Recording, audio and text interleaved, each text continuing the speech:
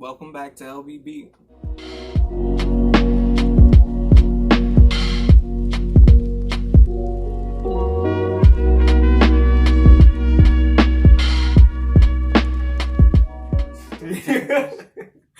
Oh man, SpongeBob is hilarious for overall. Hilarious. But yeah, welcome back to another reaction. And today we're going to be reacting to Lee asked Joey Diaz about the no snitching policy on the streets. If anyone knows, it's gonna be Joe. Uncle Joe.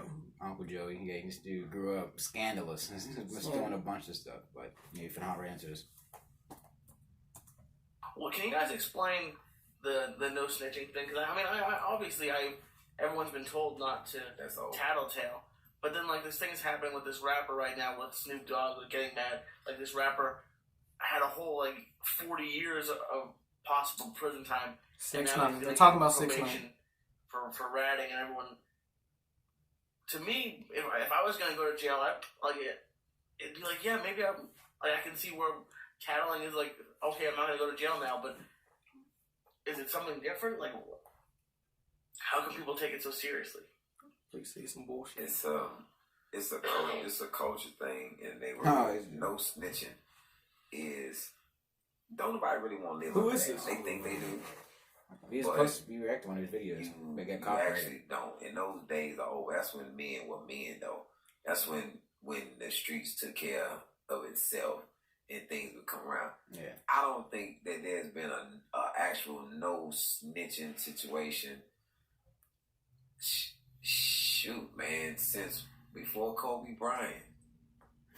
Like Kobe Bryant snitched on Shaq. Al Sharpton was a fed. Telling on people, it's all, man. It's I think everybody snitch nowadays. Sounds like Snoop was a Radio. snitch. Yeah, what the He heck was is a that? huge snitch. Like was a huge snitch for years. Like for the face. So man, that's something. I don't know, man. Here's what my take on it. I got two takes on this. I was raised in a house that you weren't allowed to say that. My mother exposed me to everything at an early age. I knew what my mother did. I knew what the numbers were. I knew what drugs were. I was exposed at an early age. My first raid, I was 5 when they raided my mother's house on 89th Street. So at that age, my mother would already tell me in Spanish, "Cállate la boca, no digas nada." Shut your mouth. No digas nada. Shut your mouth. So as I remember still being like 8, being on 205 West 88th Street, and a beat cop came up to me and told me to scrub something off the floor. And I told him, why would I scrub it off if I didn't do it? We got into like a very mild conversation. And my stepfather had already married my mother. And he would talk to me. And I remember him walking towards me.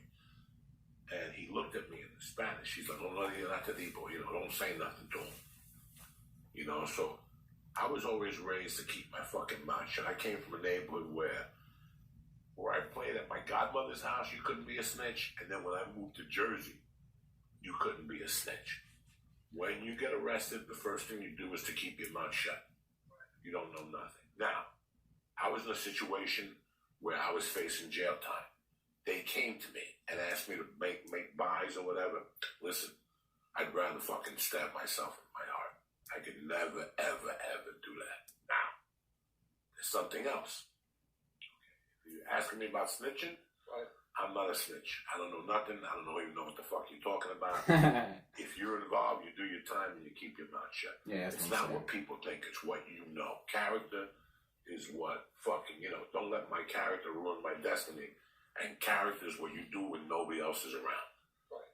That's why you don't snitch. Now, if I'm a big volume drug dealer, if I make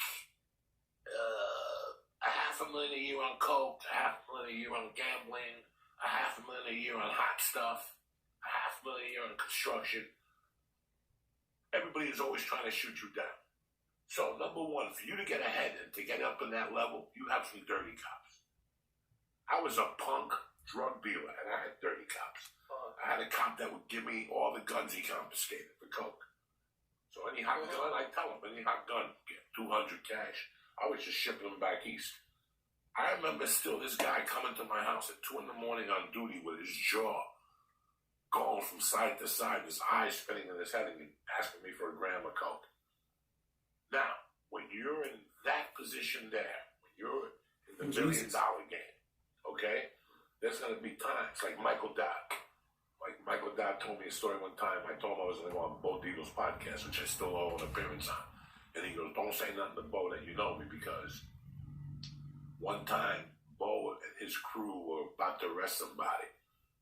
And we saw the paperwork, and we went over there and robbed the guy's drugs. So when Bo got over there with the rest of the cops, all the drugs were gone, and Bo knew it was us. Okay, when you're making $500,000 a year from drugs, the last thing you need is Ali Sadiq setting shop over there at that funeral parlor.